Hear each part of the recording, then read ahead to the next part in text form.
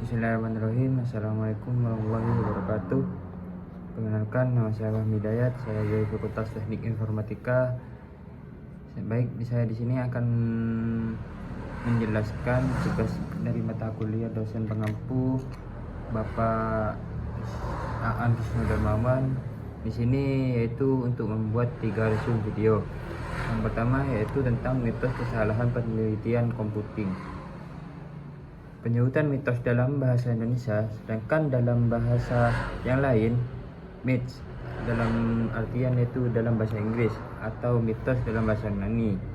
Myth Belanda, jika dilihat dari kamus mitos, adalah cerita turun-temurun sejak masa lampau yang mengandung penafsiran tentang alam semesta dan dianggap benar-benar terjadi oleh pengikut dan penganutnya.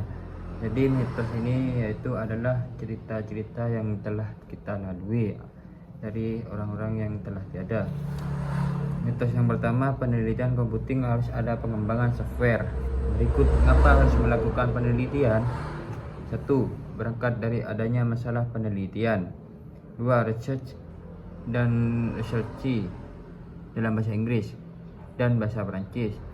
The process of exploring the unknown, studying and learning the new things, building new knowledge about things that no one has understood before. Bergson et al. 2008. Pengembangan software versus penelitian. Pengembangan software versus penelitian. 1.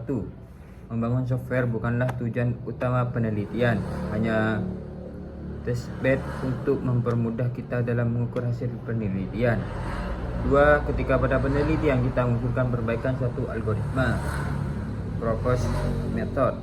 Penelitian bidang software engineering bukan penelitian tentang pengembangan software yang hasil akhirnya produk software, tapi penelitian untuk perbaikan metodologi pengembangan software. Mitos kedua, tujuan utama penelitian adalah adanya kontribusi ke masyarakat.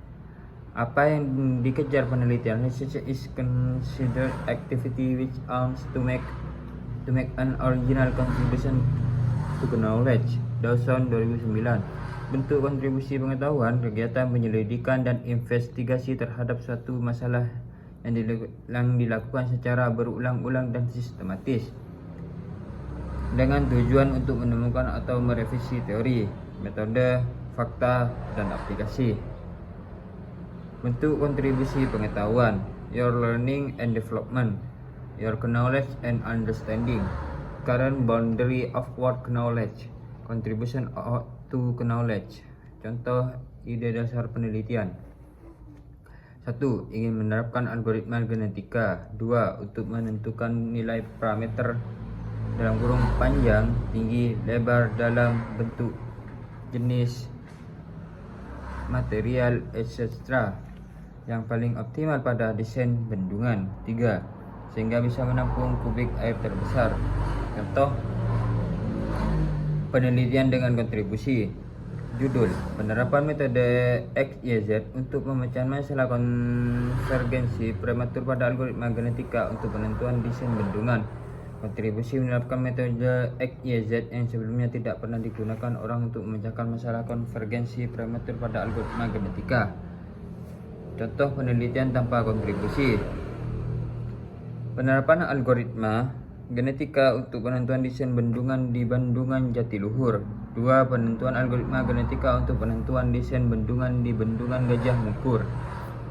3. Penerapan algoritma genetika untuk penentuan desain bendungan di Bendungan Karangkates. Kontribusi ke pengetahuan versus kontribusi ke masyarakat. Kontribusi ke masyarakat tidak secara langsung bisa diukur karena itu tidak dimasukkan ke tujuan penelitian, tapi ke manfaat penelitian. Mitos ketiga, waterfall adalah metode penelitian yang saya gunakan. Planning, analysis, design, implementation, sistem metode penelitian. Metode penelitian itu ada 4. Yang pertama, penelitian tindakan, eksperimen, studi kasus, survei. Metodologi pengembangan software itu ada 3. 1. Struktur desain dalam kurung SD, Rapid Application Development atau RAD, Agile Development, Metodologi penelitian versus metodologi pengembangan software itu ada dua. Metodologi pengembangan software bukan metodologi penelitian. Dua, jangan pernah masukkan waterfall, RAD, Agile di bab 3 skripsi atau tesis atau disertasi dengan metode penelitian. Mitos keempat, masalah penelitian itu adalah masalah yang muncul di masyarakat. Konsepsi masalah penelitian. Penelitian dilakukan karena ada masalah penelitian. Dua, di mana masalah penelitian sendiri muncul karena ada latar belakang masalah penelitian. Tiga, latar belakang masalah penelitian itu berangkatnya bisa dari masalah kehidupan dalam kurung objek penelitian. Selanjutnya yaitu mitos kelima. Studi literatur berisi berbagai teori dasar dan definisi yang ada di buku. Manfaat studi literatur.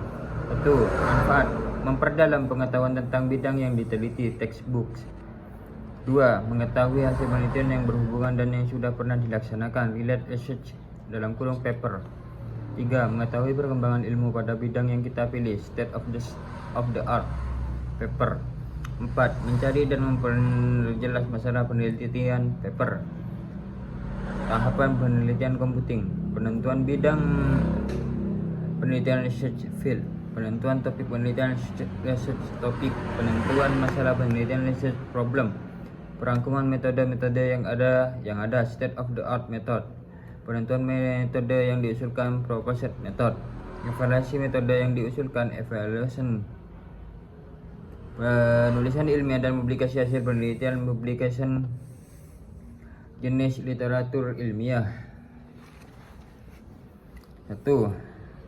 Paper dari jurnal, paper dari book chapter, paper dari conference proceedings, tesis dan disertai report dalam kurung laporan dan organisasi yang terpercaya. Buku textbook. Mitos ke-6. Semakin banyak literatur yang saya baca, saya semakin pusing. Jumlah literatur yang harus dibaca. Ada gium level pendidikan dan jumlah literatur yang harus dibaca untuk menyelesaikan penelitian. S1 20 sampai 70 paper, S2 70 sampai 200 paper, S3 200 sampai 700 paper. Kepala jadi pusing, bukan karena kita banyak membaca tapi karena kita banyak baca memang belum banyak. Mitos ke-7. Penelitian itu semakin aplikatif dan terapan semakin mudah masuk jurnal terindeks. Mitos ke-8. Penelitian yang baik itu topik dan skalanya besar serta berhubungan dengan banyak bidang. Penelitian yang berkualitas tinggi, topik dan skalanya kecil, fokus dalam dan membawa pengaruh yang besar ke bidang penelitian kita. Mitos ke-9. Saya melakukan citation dengan mengcopy paste kalimat dan paragraf dari paper lain. Jenis citation. Kutipan, quotation, kata-kata yang diambil persis sama dengan apa yang dituliskan tanpa perubahan, ditulis dalam tanda kutip. Paraphrase, menyusun kembali pemikiran penulis dan mengungkapkannya dengan kata-kata sandi. Ringkasan, sari dari suatu tulisan. Evaluasi, interpretasi dalam bentuk komentar baik setuju atau tidak dengan menyebutkan alasannya. Konsep dasar penulisan. Kutipan itu tidak berarti bahwa satu paragraf kita copy paste. Praktek seperti ini tetap disebut plagiarisme meskipun referensi disebutkan. Kutipan hanya untuk hal penting, hasil penelitian, teori, data, model, definisi dalam paper. Segala kalimat yang tidak merujuk atau menunjuk ke kutipan berarti adalah tulisan karya sendiri. Daftar referensi buku, daftar bacaan, tapi daftar rujukan atau kutipan dibaca langsung, bukan dari penulis ketiga. Mitos ke-10. Satu hal eksperimen penelitian bisa jadi banyak paper dan dipublikasikan di banyak jurnal. Pola RP dan RQ dan RC pada penelitian. Research problem RP atau masalah penelitian adalah alasan kita melakukan penelitian.